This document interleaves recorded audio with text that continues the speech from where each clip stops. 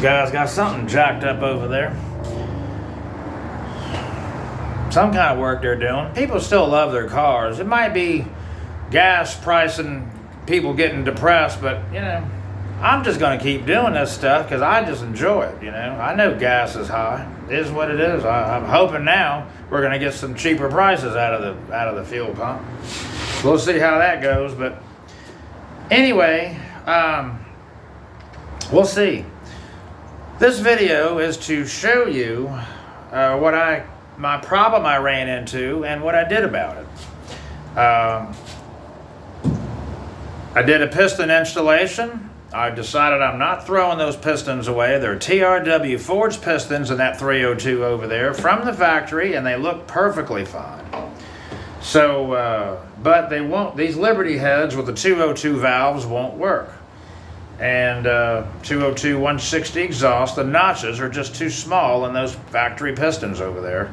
And I did have a lot of comments. People were telling me, well, just Isky sells a tool that you can fly cut the pistons, but then you got to take them off the rods. And my machinist was advising against that. I don't know why he didn't want to fool with that. Yeah, take them off the rods and fly cut them, or you can do it in the motor. I know you can do that.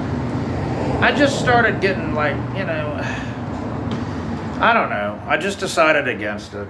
I guess maybe one of the bigger reasons is probably because I do have a 351 Windsor over there. It doesn't have anything going for it except it's just an old motor sitting in a corner with a lot of miles on it. So I'm gonna dedicate these 351, these are 351 heads or 302. You can use them on either engine. And I'm gonna set them on that 351 Windsor, and they'll be fine. And I'll have the fly cut situation ahead of time. I already know about it now. So we won't be running into that problem at all. I'll probably run some Keith Black pistons and it'll be fine. They got the big valve reliefs already. So my problem was I can't use them. I've got to find something else. I did not want to fool with these E7s. They're okay. But it was depressing me to think about that, and I didn't want to put them back on that engine. After all this work, I'm going to put those heads, the E7s, back on the 302. Man, you know, it's depressing. I didn't want to do it. They don't breathe very well. They don't make a lot of power. I mean, everybody's like, please get something else if you're going to go through this.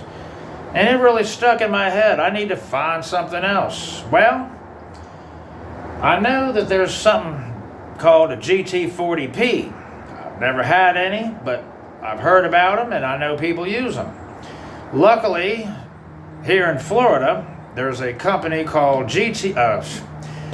Clearwater Cylinder Head, and they are in Florida here, Clearwater, and they had them on the shelf. And I called them up and they said, yep, what kind of cam you running? I told them it was the E303. They looked it up. I was on the phone when they looked everything up. Oh, that's 500 lift, no problem. Yeah, we'll match it up with the appropriate springs. We understand that's a roller cam. So they did everything. They did it all. Assembled the heads. They're fine. Boxed them up and sent them to me. I don't even think it was a week. $950 though. Yeah. But that's not really that bad for that kind of convenience. But they pointed out something. There is a difference in the spark plug angles, okay? The GT40P will work because they have smaller valves, even though it's an upgrade in horsepower over the stock E7s. You know, they'll still work. There won't be a problem with the pistons, but there is a problem with some of the exhaust manifolds, apparently, depending on which one you're going to use. I happen to be running these BBK shorties, headers, and they thought that'd probably be fine, but they wasn't sure. I just told them to send them to me. I'll have to figure that out. Let me show you what I got here. Let me show you this comparison. I think you'll find this pretty interesting because I haven't seen anybody do this exactly. So right here, have a look at that angle on that E7 head right there, okay? Have a look at that. All right, you can kind of see what it does. Goes off to the right pretty good. Look at that. There is a difference in the angle of the spark plug. Oh yeah, it's a difference for sure. That goes way more to the right, leans over to the right quite far. But I almost would rather it be like that with these headers, because that's not going to cause a problem. It's really not. It's not going to cause a problem. I can see there's plenty of finger room in there. All kinds of room. You just don't have any. You certainly can get your hands on that and twist a spark plug in. You're not going to have any problem. Right there's a identifying mark, GT40P. GT40P. I'm blocking sunlight here. So the only other difference I saw is if you notice where the spark plug comes through. Okay, you kind of notice that, right? But on the GT40P heads, there's a protrusion right there. See that? See the difference? So I don't know what that's all about, but I looked at it. It is below the surface here. It's below that. But I can't use these spark plugs I was gonna use, and I'm glad I checked it, because that would have hit a piston. It actually hangs over to the side just a little bit. I think it would have hit a piston, and that would have been catastrophic. I don't need that. But these protrusions are not a problem. I mean, you know, of course, they're not going to be a problem because they've already been on an engine. So these are remans, GT40P. All right, well, the Liberty heads are just going to have to go, yeah, to that 351. But if you notice, there's a big spark plug. That's why I got these long reach plugs, because aluminum heads have to have that. I can screw it out. You have to have that on these anyway. Look at the amount of thread on that thing. But you can't do that on these cast heads, these iron heads. That's not going to work. So I can't use those plugs. I'm glad I checked that. I am glad I checked that. Yeah, I use this paint can to hold my phone up.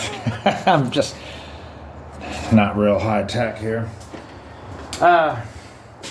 So if I didn't check that, piston would have come up and hit a spark plug. I know that. Even with a head gasket, it's just too close for me. Too close for comfort.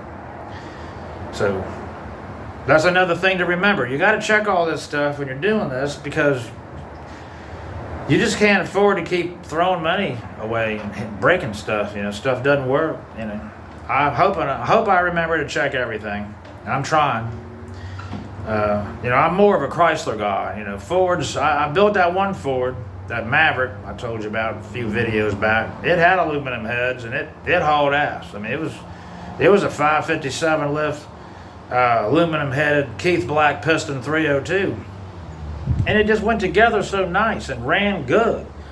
I had a loose converter in it, 462 rear gears, and an 8-inch rear, and a 72 Maverick, and I was impressed. You know, it ran good. But I haven't dealt with one of these with stock pistons. That really made a difference and just made things harder, because it's not going together as nice as that Maverick did. But whatever, I'm figuring it out.